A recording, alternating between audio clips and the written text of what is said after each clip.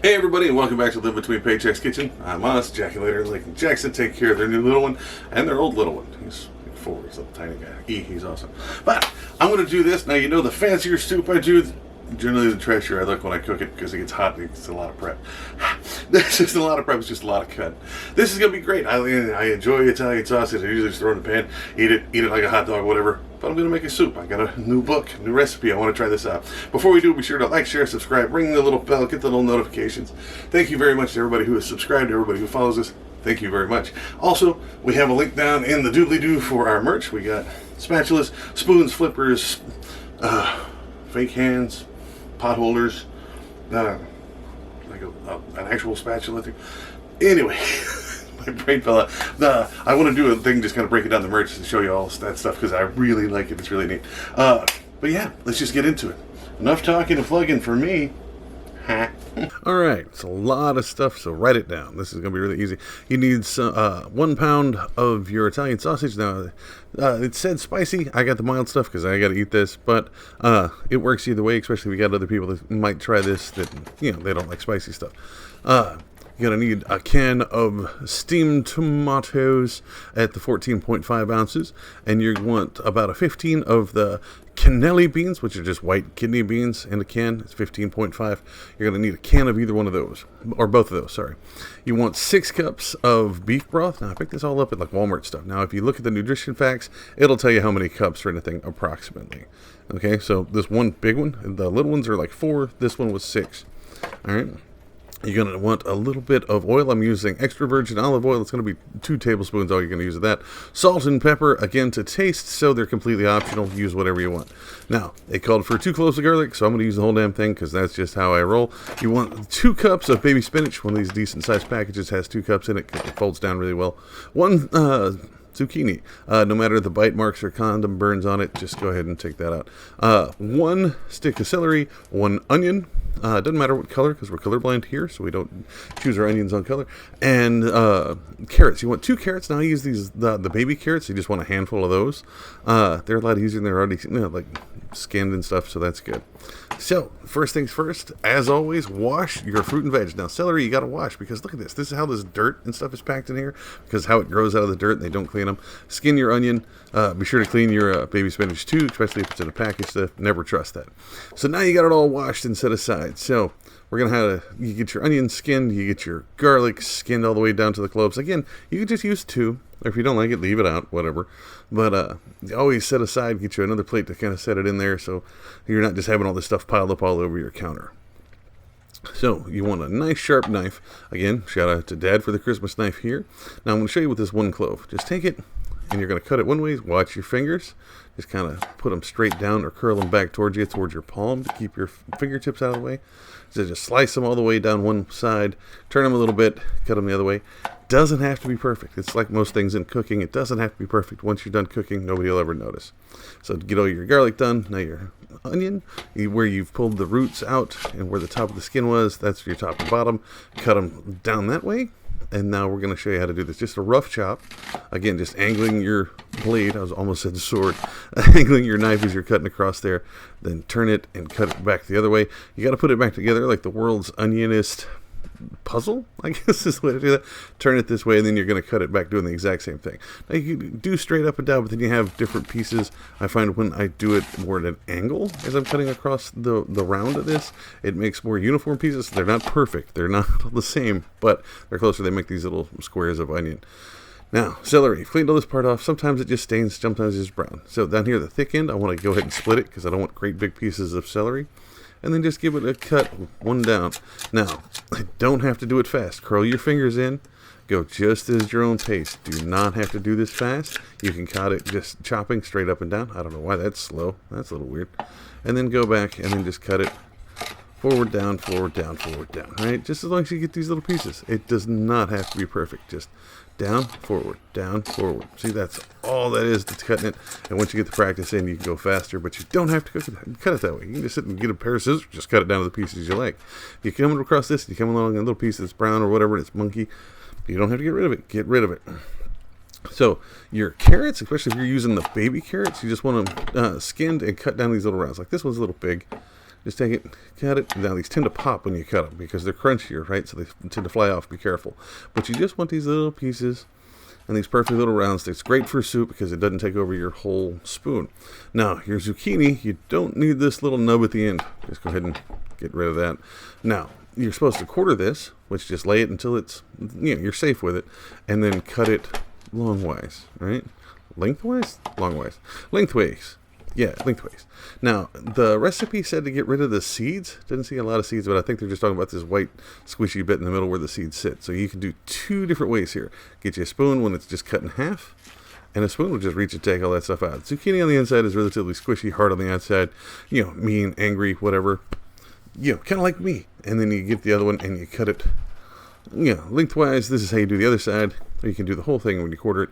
Then take a knife and then just cut that little seedy pointed edge on the inside out. Now, I don't like this one because I'm dragging the knife towards myself multiple times and breaking every rule with the blade. Almost said sword again. With the knife. Now, just line these up. Since there's 4 pieces of them, that's quartered. And then just cut them. Not too big, not too small. Again, watch your fingers. Curl that hand in.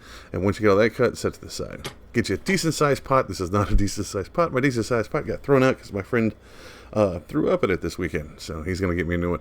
So 2 tablespoons. This is half a tablespoon. I want you to see this. As I'm not putting 4 and telling you 2. It's for 2. You can use any kind. You want to put it at medium.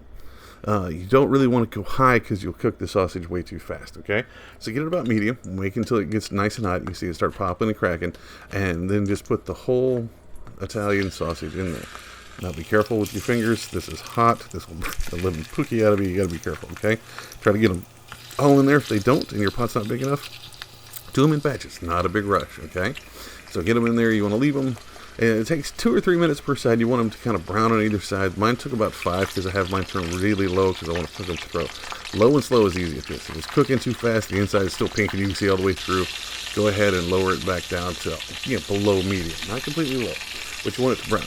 I'm showing you this. I turn it sideways just to kind of pop them up against each other to kind of brown the entire thing instead of just that one side. Took about 8 to 10 minutes to get them brown enough here. And now just pull these out, set them on a plate. You're going to let them, let it rest. You're just going to let it cool off so you can use your hands later to cut it. Now, same thing you just cooked the sausage in. Just put your vegetables right in there. Now, when I say vegetables, what I mean is onion, garlic, carrots, and celery. The other stuff stays on the side. So put in your onion, garlic, celery, and carrots, the first things you cut up, okay? You're going to leave the zucchini and the beans and the baby spinach for later. Put it in here with your nice spoon. Ooh, this one's from Living Between Paychecks merch. Yeah, shameless plug. Give it a nice stir. You're going to cook these for about 5 minutes until they start getting soft. Not completely wilted and see-through, but just they start getting soft for about 10 minutes at about medium heat with the oil. Now, if too much oil got evaporated or you didn't add enough or it gets absorbed by the whatever, and you can see that it's dry at the bottom, you can add another half a tablespoon or so in there. I didn't have to. I lucked out, but there was a lot of oil in here. So now, 5 minutes later, you got all this, and it's nice and soft, aromatic. The whole place smells good. Go ahead and put in all 6 cups of your beef broth. Let's go ahead and put it right into the pot. Now, I'm right about halfway through this pour, I realized it wasn't coming out fast enough. So, just like anything else, get a knife, stab it, and the liquid will come out faster. That didn't sound right. But halfway through this pour, I realized that my little pot that I'm using here is not going to be big enough. I need the one that my friend got rid of. So I'm going to just transfer over to my great big pot. So this might be a little more oral versus visual here. So I'm sorry. I'll kind of show you as much as I can. Like just my camera doesn't fit in the top of my pot. So bring this to a boil. Once it boils, then turn it down to a simmer and let it simmer for 5 minutes. Okay. So I'm going to put it in my big pot. Big pot. Yeah. Magic of TV here. So bring it to a pot. Now turn it all the way down to low. Put it on a simmer, right? And let it sit for 10 minutes. Sorry, 10 minutes at a simmer. And you're going to, if you don't have a lid, I'm going to show you this. Like if you have a lid, it always helps. It keeps the heat in, makes everything cook faster. Get you a big plate. Not a paper plate. Paper plate does not work with this. But get you a big glass plate, metal plate, whatever, and put it on the top. And it helps. So while you're waiting on that, your Italian sausage could have cooled down by enough. So you can just use your scissors. I'm going to show you this. And just cut it into about 1/4 to 1/2 inch size pieces of sausage. I mean, if you're by yourself, you just eat them, you can leave it whole. Like, nobody's going to pick it. You can use a knife. I use scissors just so that you can use anything to cut that stuff. It doesn't have to be fancy equipment. So, this has been simmering for 10 minutes. So now it's time for the other vegetables. This is your fresh zucchini, the steamed tomatoes, and your white kidney beans, the cannelli beans. Go ahead and put these in here, give them a nice stir. Now, this is going to be fragrant. It's going to smell awesome. I mean, it's all vegetables at this point with just a little bit of meat grease in the background. But this soup is absolutely amazing. This is the part where everybody runs in, hey man, what you cooking? But give it a decent stir in here. Now, if your broth box was a little low, you can add a little more water to it if you need to, but it should be more than enough at 6. And once you got it in here, you put the new vegetables in, let it simmer for 15 minutes, okay? Now, after 15 minutes, you pull it off. Oh, the smell is just going to roll out of this thing and hit you in the face. It's going to be like one of those old cartoons where the steam make your hand. But after 15 minutes, go ahead and add your sausage and then 2 cups of the baby spinach. Now, I meant to show you this. I wedged as much baby spinach as I could into my 1 cup measuring cup, and it was well over half the box. So I might not have enough spinach for this. It looks like a lot. When you put baby spinach in here, it's really big, but when it cooks down, it wilts and gets smaller, so it fits really well. So, you put 2 cups of that in there, put all your sausage in it, and give it a stir. You want to you don't want the spinach to sit on top. You want it to cook down into the rest of the soup. And this is, like I said, it's going to be good. This is what it looks. I wanted you to see it from the top down. See all the spinach sitting on top, what I'm telling you about? As it cooks, it'll get smaller. So once you do that, give it a cover, let it sit for 5 minutes, and then it's going to be done. But we'll get back to that. So just give it a cover, let it sit for 5 minutes. It's simmering, and that's all it is. Now it's time. You can hit it with the salt and pepper, whatever kind of seasoning you want. I'm going to put a little pepper on mine. I set a little bread and garlic butter next to it. And this is amazing. This is great. You can use it for meal prep because it freezes really well. It refrigerates really well. It's amazing taste. Like I said, I added pepper to mine. You probably could have used a little salt. If you use the spicy stuff, not so much. Just remember when other people are eating to tell them that it's spicy. It was right at the end of our budget. Okay, everything we do is under $10, but this was right at the top of it. Now, the sausage, it was labeled as like $6. I was able to get it for like 3.5 because of coupons and whatnot. But because of the canned stuff and the fresh fruit and veg, we got right at the edge of stuff. I think it was like $9.16 or something all total. But this is really great. You need to try this one. And there you have it, folks. Super fancy Italian sausage soup. This turned out so great.